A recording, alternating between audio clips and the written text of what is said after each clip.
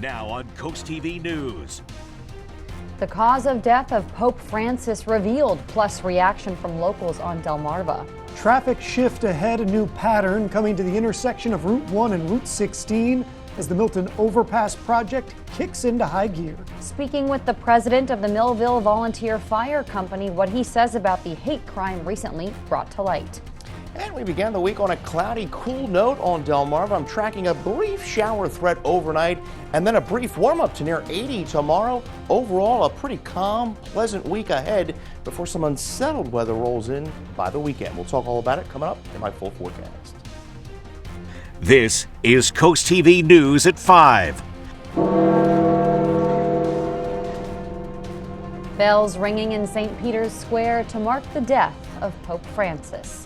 Good evening. I'm Madeline Overturf. And I'm Charlie Sakaitis. Welcome to our News at 5. We begin tonight with what we now know about the cause of death of Pope Francis. The Vatican says the Pope died of a stroke that put him into a coma and led to heart failure. Francis, who suffered from chronic lung disease and had one part of his lung removed as a young man, was hospitalized for 38 days earlier this year following a respiratory crisis that developed into double pneumonia. We're also learning that Francis decreed in his will that he will be buried in Rome in a simple underground tomb. The Pope did continue to hold engagements, including on Easter Sunday, when he met briefly with U.S. Vice President J.D. Vance.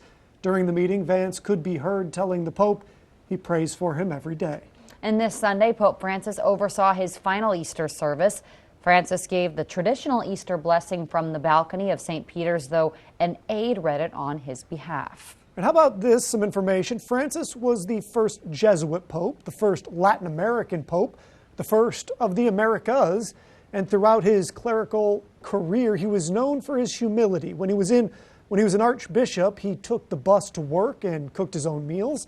As leader of the Catholic Church, he advocated heavily for immigrants, refugees, and the poor, much more than previous popes. The death of Pope Francis is being felt around the world and right here on Delmarva. CoastTV News reporter Ana Sofia Roman is in the newsroom. Ana Sofia, you spoke with a man who has a medallion blessed by Pope Francis. Maddie, that man tells me it was a priest who also happened to be his neighbor. That priest went to Rome and came back with that medallion. Mike McGlenn says he carries this medallion for protection every day. Actually, it was for my wife. She had MS and she passed away about 8 years ago. So I didn't want to put it in a drawer somewhere, so I figured I'll put it in my car. And that way I can have a piece of her and me together. It was on the news this morning that McGlenn found out about the passing of Pope Francis at the age of 88. It's kind of sad to hear that he passed away.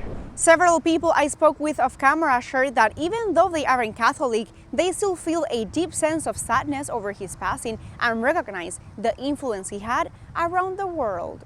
Fellow Catholics say Pope Francis has made quite a mark on the church. Pope Francis will be known and remembered for urging the church to go out among the peripheries, to go out and seek those who are suffering, those who are ill, those who are poor, not be closed up in our churches, but to go out among the sheep. McGlenn shares what he would do moving forward with that medallion. I may not be so frivolous with it. I might, make sure I keep it in a more secure area. A community mourning the loss of a religious leader. The Catholic Diocese of Wilmington says some of their churches will be planning special prayer services, masses, and rosaries for Pope Francis. Back to you. Thank you, Ana Sofia. We now turn to Karen Kafa. She shows us how from the beginning Pope Francis had the common touch. From the beginning, Pope Francis had the common touch. Buonasera. A simple good evening from the newly elected Cardinal Jorge Mario Bergoglio from Argentina, the first pope ever from the Americas. Equally at home with the poor and the powerful. On the lawn of the White House, he made a plea for immigrants. As the son of an immigrant family, I'm happy to be a guest in this country, which was largely built by such families.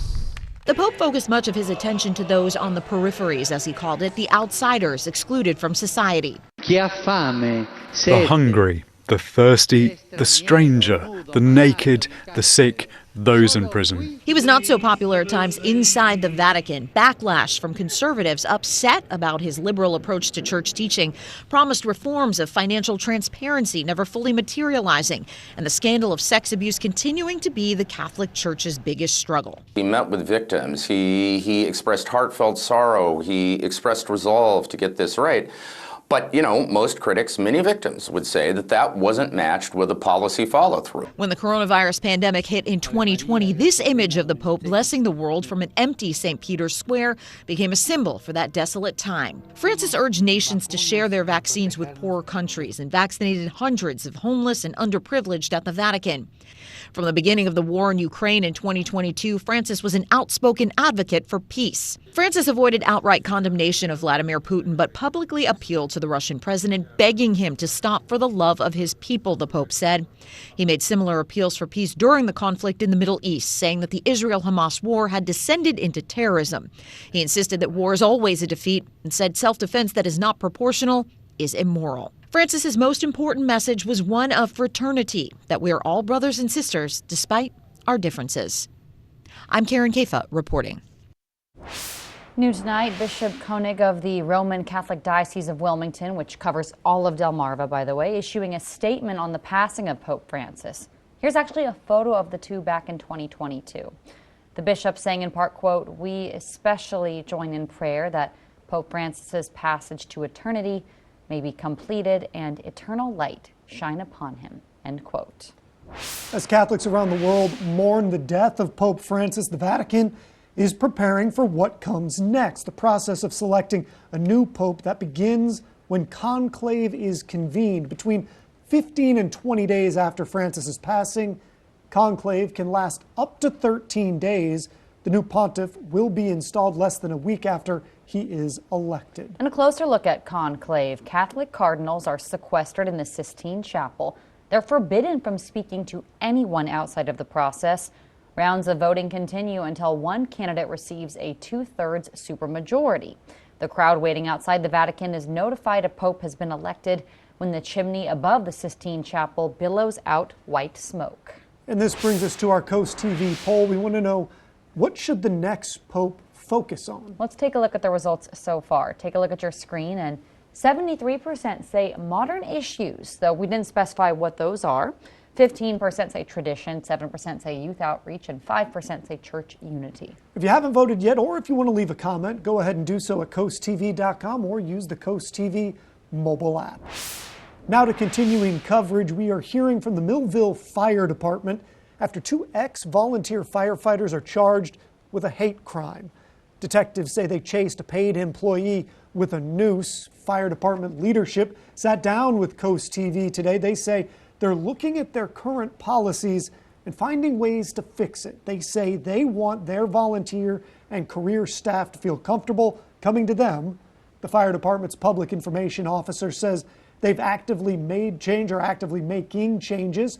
With that, he hopes that people will come forward sooner if there is any misconduct. We don't specifically have, kind of a racial behavior policy specifically outlining, 10 things in it. What we have is things that are pointed to those types of things sprinkled throughout our policies, and we're going to have to just maybe concisely consolidate those into a singular policy that's a little bit more easily understood.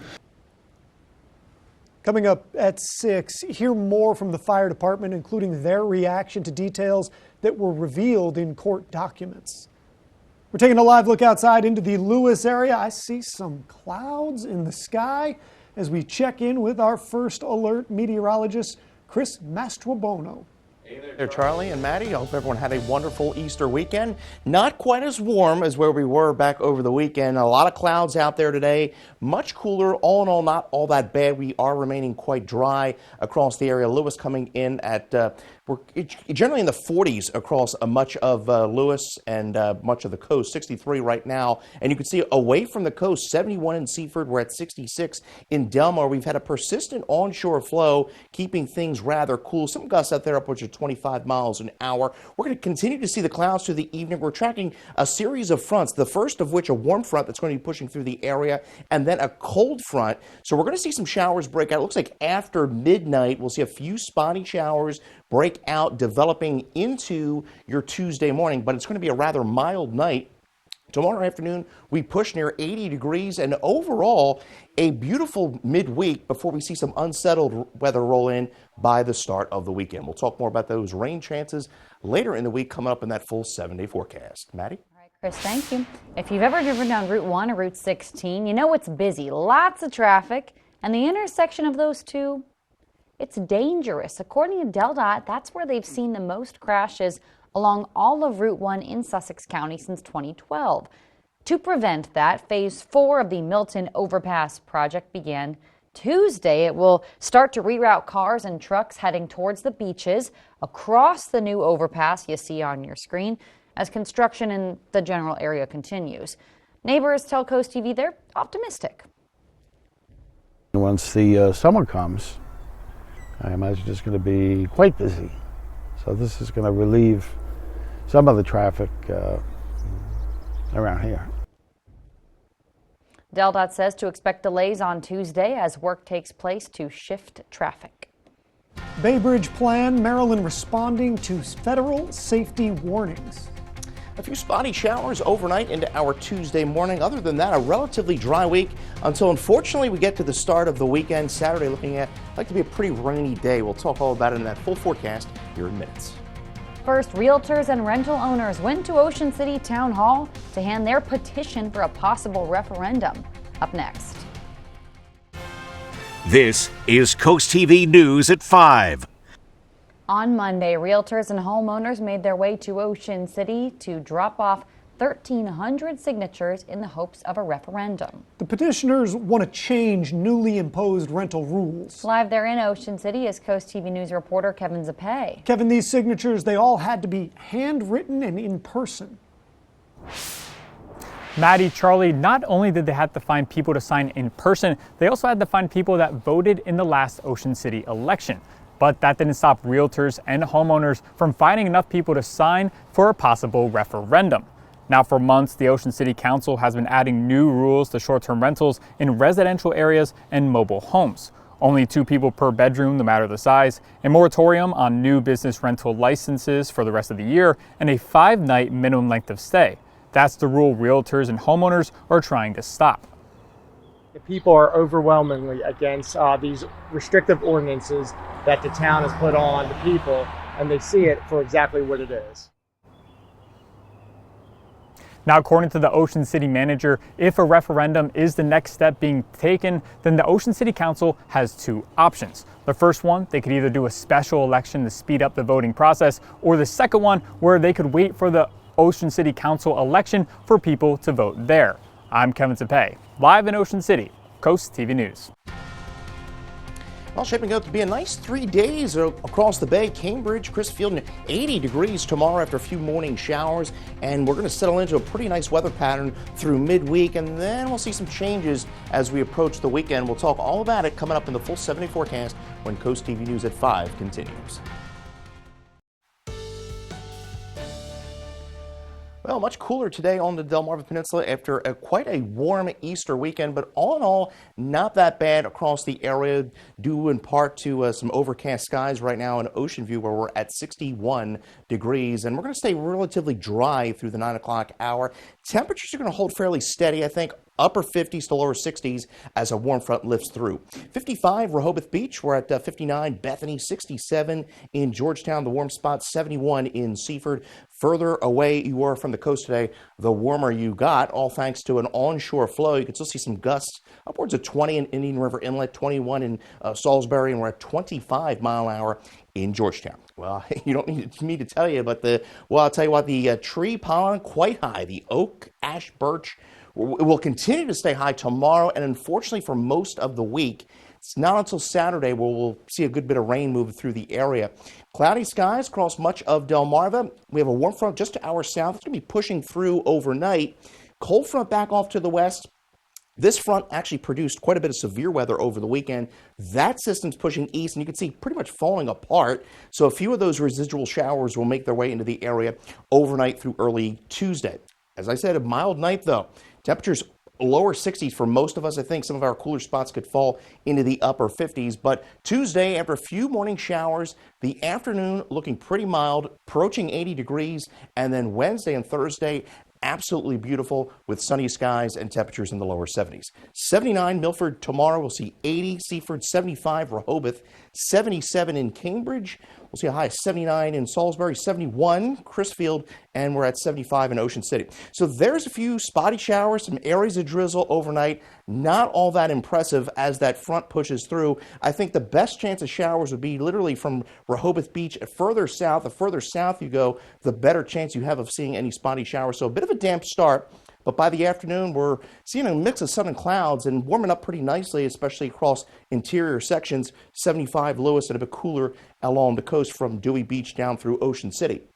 So there's the winds out of the west tomorrow, gusting upwards of 20 miles an hour. Front pushes through, and then we'll see more of an east-northeasterly wind as we go into Wednesday. But overall, staying pretty dry Wednesday through Thursday, and then it's late Friday, especially Saturday, where we'll see another system roll through, a cold front that could bring a round of some showers and even potentially a rumble of thunder as we go into Saturday night. But it doesn't look like a complete washout of a weekend. I think we dry things out into Sunday. Earth Day tomorrow, 80 degrees by the afternoon, looking pretty nice. Overall, a nice stretch through Friday, and then we get a bit unsettled into Saturday, 77, but then we cool things down back into the upper 60s Sunday through Monday.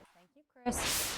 To Maryland, the Transportation Authority is developing a risk reduction plan for the Bay Bridge following safety recommendations from the National Transportation Safety Board. According to the MDTA, the department is taking action after that federal report raised concerns about how vulnerable bridges are to vessel strikes. Maryland says they hired an expert firm to study the risk, looking at short-term steps like slower ship speeds and long-term fixes like adding barriers to protect the bridge. Coming up this Friday and Saturday, head on over to the Harrington Fairgrounds for the DSN Outdoor Expo. It's free, family-friendly. On Friday, the 25th, from 3 p.m. to 8 p.m., then on Saturday, the 26th, from 10 a.m. to 4 p.m. The Outdoor Expo is your one-stop shop for everything outdoors, all kinds of toys. Coast TV News will be right back.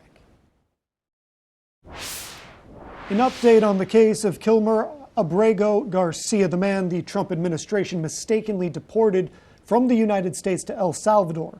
A State Department official tells a federal judge Abrego Garcia is no longer housed in El Salvador's notorious CCOT prison. The official cited recent comments made by Maryland Senator Chris Van Hollen, who visited with Abrego Garcia. Authorities have moved the man to a detention facility in Santa Ana. Abrego Garcia reportedly now is out of a cell and has a room with his own bed and furniture. Coming up tonight on the Delmarva Sports Network at 8 is your game of the night. Stephen Decatur at Easton and boys lacrosse. Then catch Outdoors Delmarva at 11.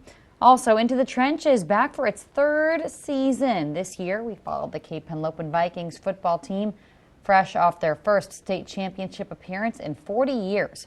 We'll take you to the practice field, inside the locker rooms and sidelines as the team hopes to prove themselves once again in the top teams in Delaware Class 3A. Into the Trenches premieres Thursday at 7:30 on DSN and DSN+. Here's a live look now into Laurel with one more check on your forecast after this. Well, taking a cloudy look into Dover, where it is in the 50s, 58 degrees. Temperatures are going to be in the upper 50s to lower 60s through the evening, so a mild night on tap with cloud cover and a few showers rolling in overnight. Linda Ray of Georgetown, Delaware, you're the winner of our Paul Davis umbrella. You get your forecast anytime by dialing the First Alert weather phone. Few morning showers, bit of a damp start across the area tomorrow, but by the afternoon, 80 degrees. We're at 72. Wednesday, Thursday look really nice. Even most of Friday, I think, is dry. It's Saturday, we're kind of honing in on a rain threat. Looks like Saturday afternoon through Saturday evening. Could see a round of rain, even some thunderstorms. And then we cool down behind the front, 68. and then a nice 84 at the tail end of that 10-day forecast. Thank you, Chris, and thanks for joining us here for Coast TV News at 5. For more news, more local weather, download our Coast TV News app. Inside Edition is up next. And we'll see you later tonight for Coast TV News at 6. Have a great evening.